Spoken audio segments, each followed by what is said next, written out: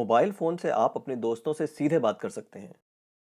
पर अगर इसी मोबाइल फ़ोन पर आपको ऑनलाइन कुछ खरीदना हो, तो आपको एक बिचौलिए की ज़रूरत पड़ती है, जो विक्रेता को गारंटी दे पाए कि आपने पैसे दे दिए हैं।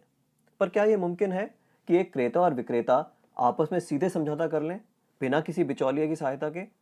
ब्लॉकचेन नामक एक नई टेक्नोलॉजी ऐसा मुमकिन कर रही है। ब्लॉकचेन को आप एक वितरित डेटाबेस यानी डिस्ट्रीब्यूटेड डेटाबेस मान सकते हैं, जो कि एक दो कंप्यूटरों पर नहीं, हजारों लाखों कंप्यूटरों पर प्रतिलिपित है।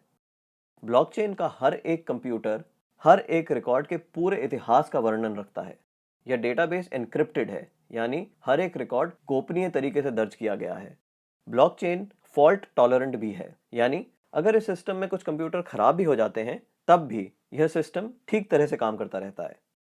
ब्लॉकचेन डेटाबेस एक सार्वजनिक बही खाता यानी पब्लिक लेजर है, जिसमें कोई भी नए समझौते या रिकॉर्ड को दर्ज करने के लिए कई सारे साझेदारों की स्वीकृति की जरूरत पड़ती है। इसको हैक करना बहुत मुश्किल है, क्योंकि ऐसा करने के लिए हैकर को एक ही क्षण हजारों कंप्यूटरों को एक साथ हैक करना पड़ेगा। यह कारण है कि हम ब्लॉकचेन को एक सुरक्षित टेक्नोलॉजी मानते हैं। ब्लॉकचेन का पहला प्रयोग हुआ था 2008 में, जब बिटकॉइन नामक एक डिजिटल मुद्रा का आविष्कार हुआ। बिटकॉइन मुद्रा किसी देश, सरकार या बैंक द्वारा नियंत्रित मुद्रा नहीं है, यह एक डिजिटल मुद्रा है। अधिक जानकारी के लिए आप बिटकॉइन को गूगल कर सकते हैं। केवल मुद्रा या पैसे से संबंधित प्रयोजन के लिए ही नहीं, ब्लॉकचेन का प्रयोग कहीं भी हो सकता है जहां पारंपरिक रूप से विश्वास, भरोसे या गारंटी के लिए एक बिचौलिए की जरूरत है। जैसे वह सभी सौदे जिनकी आज नोटरी पब्लिक या किसी सरकारी संस्था को पुष्टि करनी पड़ती है।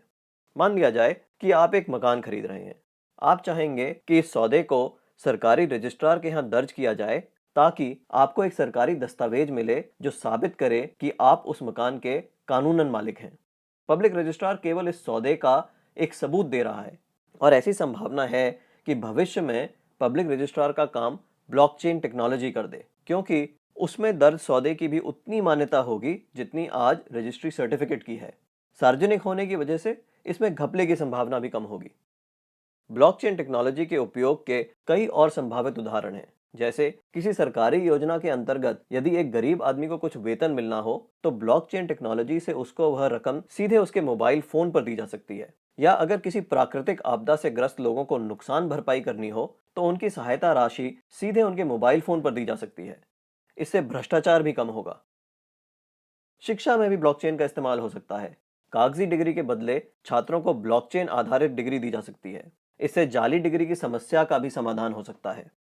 ब्लॉकचेन उन टेक्नोलॉजी में एक है जो 21वीं सदी की अर्थव्यवस्था में बहुत बड़ा परिवर्तन लाने की क्षमता रखती हैं।